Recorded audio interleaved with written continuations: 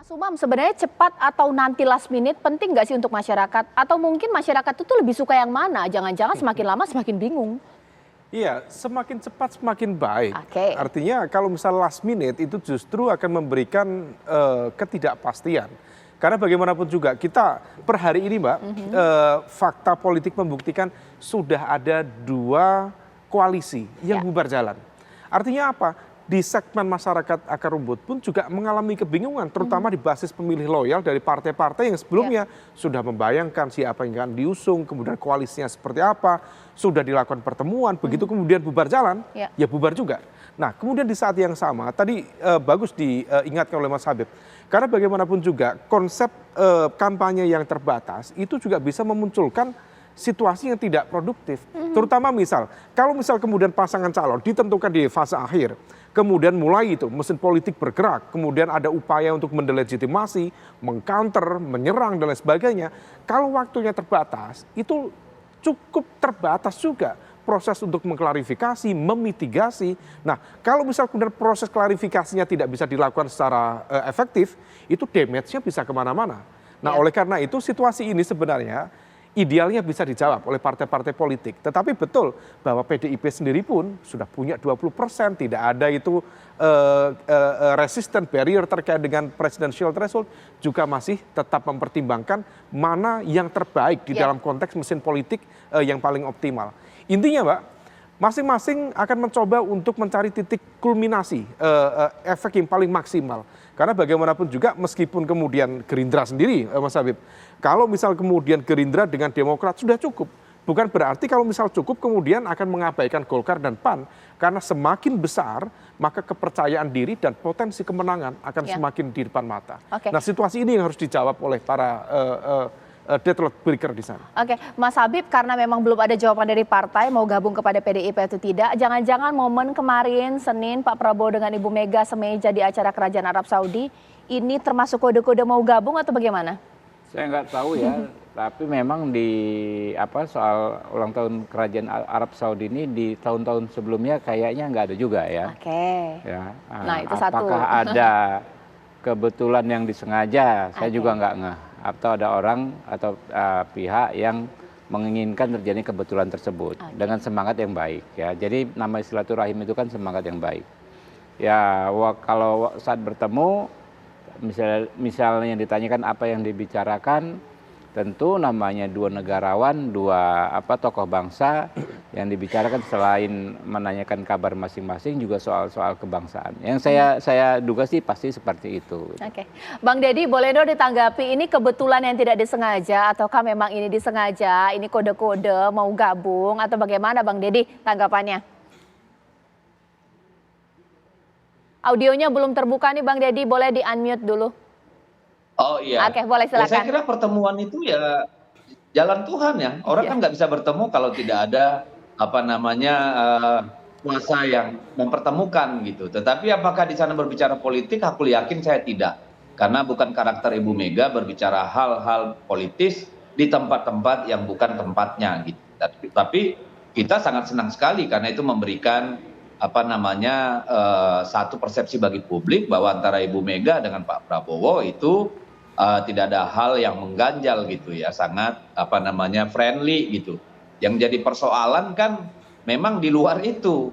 Ini yang menjadi masalah bagi kita. Nah, yang saya ingin menanggapi juga tadi soal kesulitan, kebingungan. Saya kira tidak ya. Saya kira masyarakat memang kita melihat banyak yang belum menentukan pilihan. Tapi PDI Perjuangan yakin bahwa yang namanya memilih pemimpin, apalagi pemimpin puncak nih, yang menjadi wakil dari pemimpin puncak itu kan perlu waktu. Dan PDI Perjuangan memang punya karakter seperti itu, Ibu Megawati terutama. Karena seorang pemimpin itu harus lahir dari ujian. Harus ada satu hal, satu momentum yang memberikan dorongan yang lebih kuat gitu. Dan dengan cara seperti itu, silakan dilihat di rekam jejak PDI Perjuangan. Jangankan wakil presiden, kita memilih bupati, wali kota, gubernur juga seringkali last minute. Dan hasilnya PDI Perjuangan berapa jumlah kepala daerahnya? Lebih dari 250 Mbak. Jadi saya kira tidak perlulah dipersoalkan. Kita berjalan saja di atas rel dan aku yakin kapanpun diputuskan ya itulah waktu yang tepat. Oke. Mas Umam, ditanggapi dong dengan momen kebersamaan duduk semeja berdua Pak Prabowo dengan Ibu Mega. Apa benar ini sama dengan dikatakan Bang Deddy Sitorus, jalan Tuhan atau jalan sendiri-sendiri? Mas Umam. Ya, jalan sendiri-sendiri tapi kemudian bertemu di meja itu. Oke. Dan cukup banyak Mbak informasi spekulatif termasuk bagaimana kemudian para elit PDIP, konon kabarnya juga sudah mencoba untuk membuka proses komunikasi.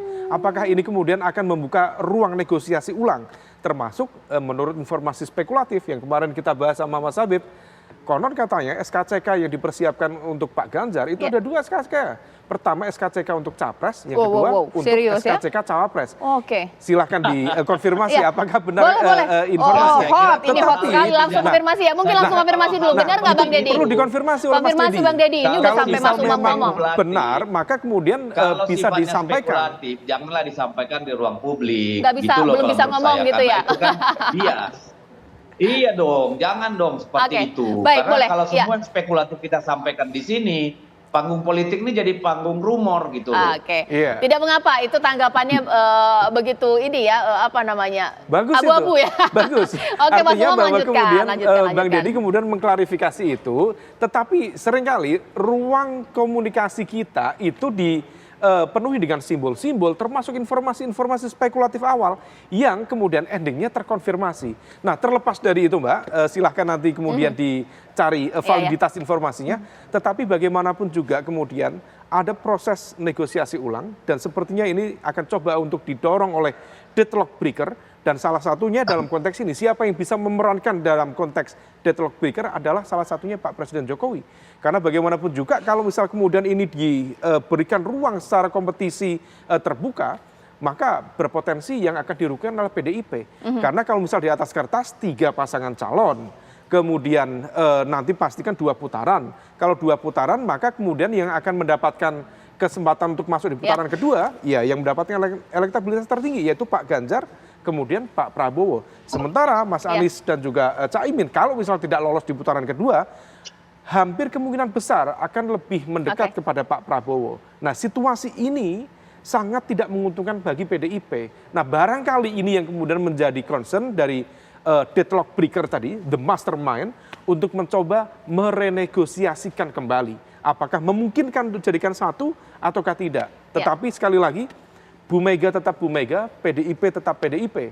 Semakin diintervensi, semakin ditakut-takuti, beliau akan semakin kekeh, akan semakin yakin dengan agenda perjuangannya. Mungkin ke Bang Deddy dulu, kebetulan besok ini Rakernas PDIP ya Bang ya, jam 3 hingga jam 5. Nah itu bahas apa itu Bang? Sosok cawapres kah atau mungkin Ganjar cawapres? Bagaimana?